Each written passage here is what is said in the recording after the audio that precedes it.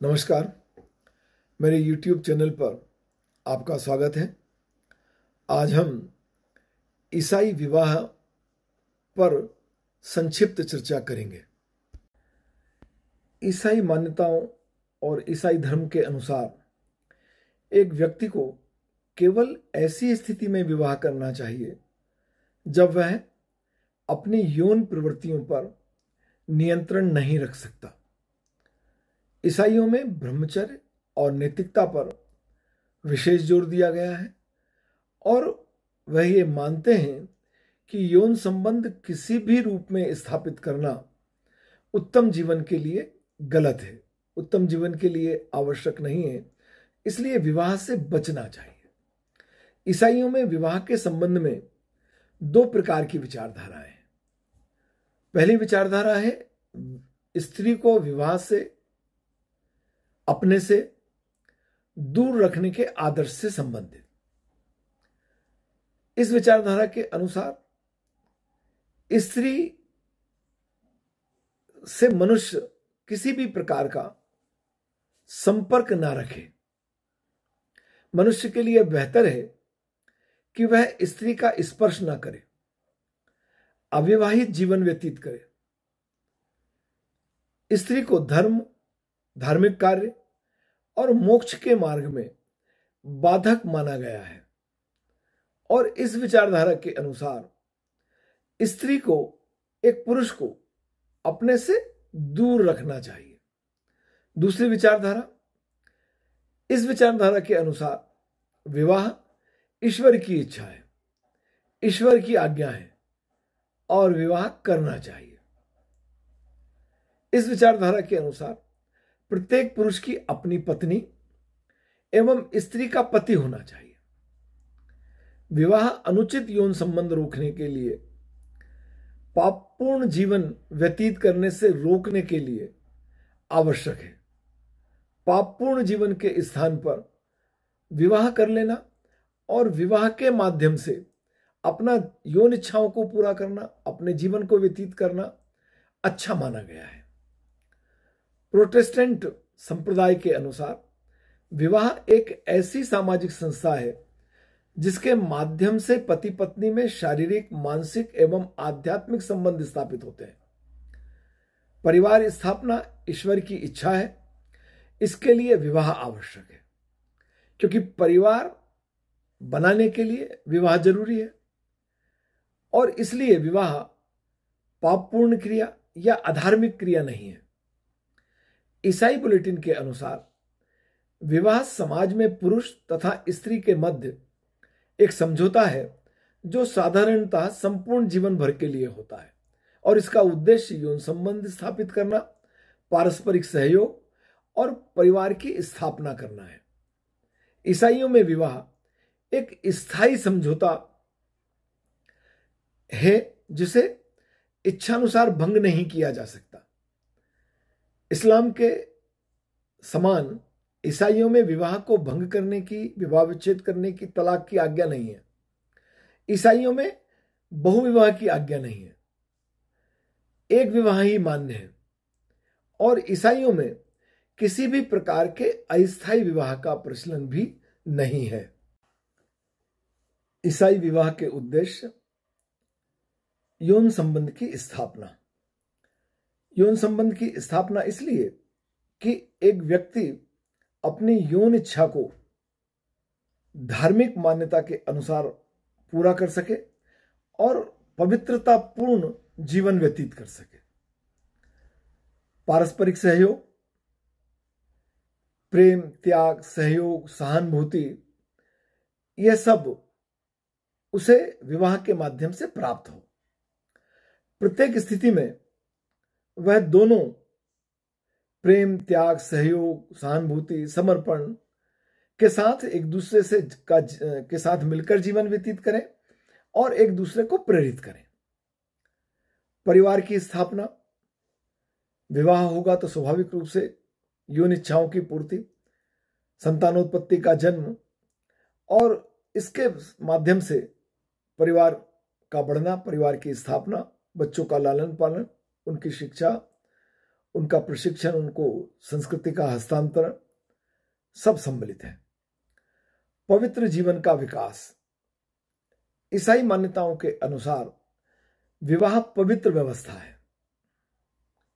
ईश्वर द्वारा स्थापित पवित्र जीवन को व्यतीत करने का एक सुअवसर प्रदान करता है विवाह, ताकि आप इसके माध्यम से अपनी शारीरिक इच्छाओं को पूर्ण करते हुए पवित्रतापूर्ण जीवन व्यतीत कर सकें।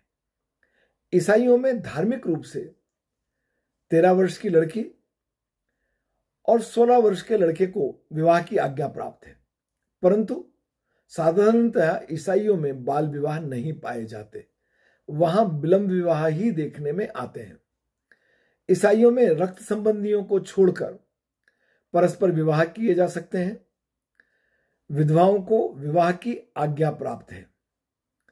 ईसाइयों में हिंदुओं के समाज दहेज या मुसलमानों के समान मेहर दोनों का प्रचलन नहीं है। कन्या मूल्य का प्रचलन नहीं है। ईसाइयों में विवाह योग्य बालक और बालिकाओं को जीवन साथी को चुनने की स्वतंत्रता प्राप्त है। माता पिता और वह लोग जो विवाह योग्य हैं, जिनका विवाह होना है, बालक और बालिका आपस में मिलकर जीवन साथी का चयन करते हैं, पर इसमें प्रधानता बालक और बालिका के विचारों की ही होती है। ईसाइयों में 2 प्रकार के विवाह प्रचलित हैं।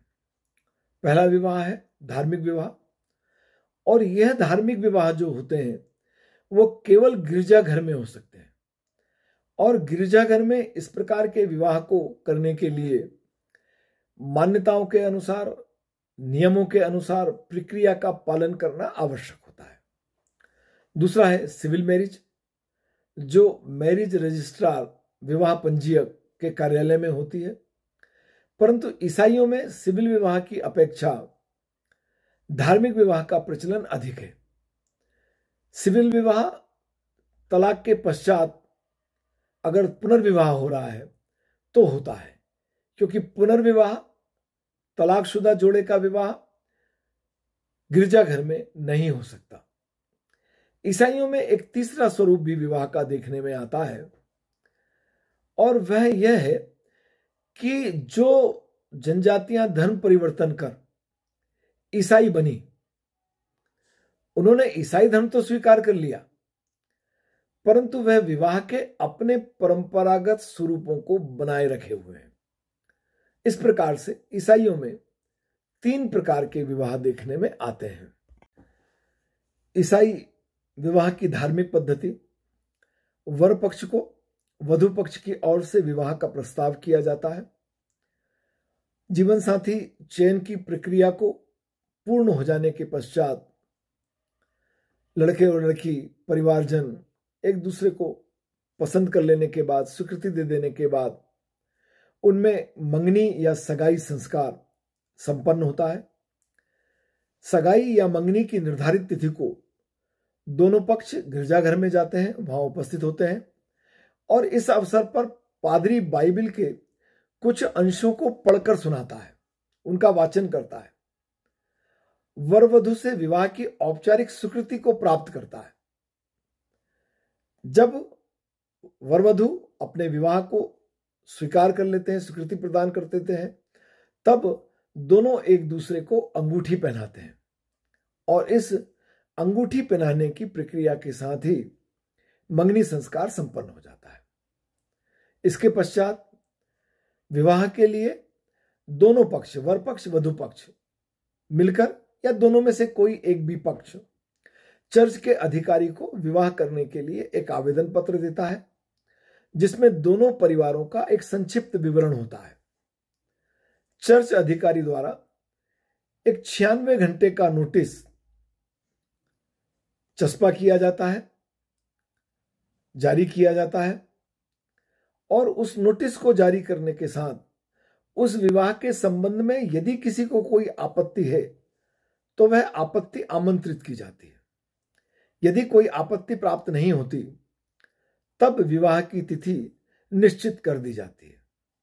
विवाह साधारणतः उस गिरजाघर में संपन्न होता है जिस गिरजाघर की सदस्य लड़की होती है। यदि दोनों अलग अलग चर्च के अनुयायी हैं तो विवाह कैथोलिक चर्च में संपन्न होता है। विवाह के प्रार्थना पत्र के 3 माह के अंदर विवाह संपन्न करना आवश्यक है। यदि 3 माह की अवधि में विवाह को संपन्न नहीं किया तो विवाह के लिए पुनः आवेदन करना होगा।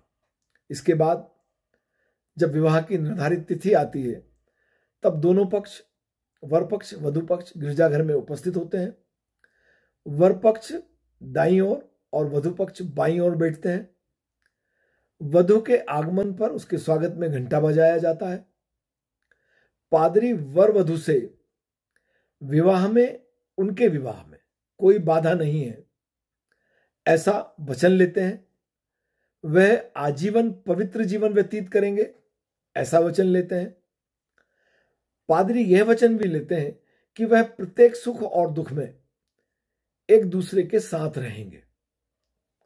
यह वचन प्रक्रिया पूर्ण होने के पश्चात वर वधु अपनी अंगूठी बदल लेते हैं जो उन्होंने मंगनी संस्कार में एक दूसरे को पहनाई थी।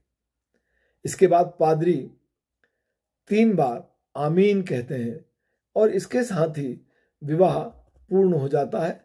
वह बालक बालिका पति पत्नी का दर्जा प्राप्त कर लेते हैं। ईसाइयों में विवाह विच्छेद स्वीकार्य नहीं है। ईसाई धर्म किसी भी रूप में विवाह विच्छेद की आज्ञा नहीं देता। गिरजाघर में विवाह विच्छेद की घोषणा नहीं की जा सकती है। ना ही गिरजाघर में वह लोग जिन्होंने अपना विवाह तोड़ा है, विवाह विच्छेद किया है, फिर से विवाह कर सकते हैं। मतलब गिरजाघर में ऐसे लोगों का जो तलाकशुदा हैं, जिन्होंने तलाक लिया है, जिन्होंने विवाह विच्छेद किया है, वो गिरजाघर में फिर शादी नहीं कर सकते, फिर उन्हें सिविल मैरिज करना होगी। हाँ, पहले जीवन साथी की मृत्यु हो जाने पर उसकी मृत्यु के 1 वर्ष पश्चात पुनर्विवाह किया जा सकता है। रोमन कैथोलिक संप्रदाय विवाह विच्छेद के पूर्णतः विरुद्ध है, जबकि प्रोटेस्टेंट संप्रदाय विशेष परिस्थिति में इसका समर्थन करता है। ईसाइयों में विवाह विच्छेद धार्मिक दृष्टि से मान्यता प्राप्त नहीं है, परंतु विवाह विच्छेद अन्य धर्मों के अनुयायियों की तुलना में ईसाइयों में बहुत अधिक मात्रा में पाए जाते हैं। व्यवहारिक रूप से पारस्परिक प्रेम की कमी, प्रेम में किसी भी प्रकार की बाधा उपस्थित होने पर यह लोग विवाह को ढोना पसंद नहीं करते। ईसाइयों में व्यक्तिगत स्वतंत्रता की भावना बहुत प्रबल है और इसलिए यह विवाह को तोड़ देना, विवाह विच्छेद कर देना, अलग हो जाना ठीक मानते हैं। इस प्रकार से ईसाइयों में धार्मिक आधार पर विवाह विच्छेद की स्वीकृति ना होने के बाद भी ईसाइयों में विवाह विच्छेद अधिक मात्रा में पाए जाते हैं। यह विवाह विच्छेद को असमायोजन होने की स्थिति में, प्रेम ना होने की स्थिति में, व्यक्तिगत स्वतंत्रता में बाधक होने की स्थिति में उचित मानते हैं। मेरा विश्वास है कि ईसाई विवाह से संबंधित यह वीडियो आपको ईसाई विवाह के संबंध में सभी प्रकार की जानकारियां संक्षिप्त रूप में दे सका होगा। ये आपके लिए उपयोगी होगा। वीडियो देखने के लिए मैं आपका आभार व्यक्त करता हूं। यदि आपने मेरे चैनल को सब्सक्राइब नहीं किया है तो चैनल को सब्सक्राइब करने का अनुरोध करता हूं। आपका बहुत धन्यवाद।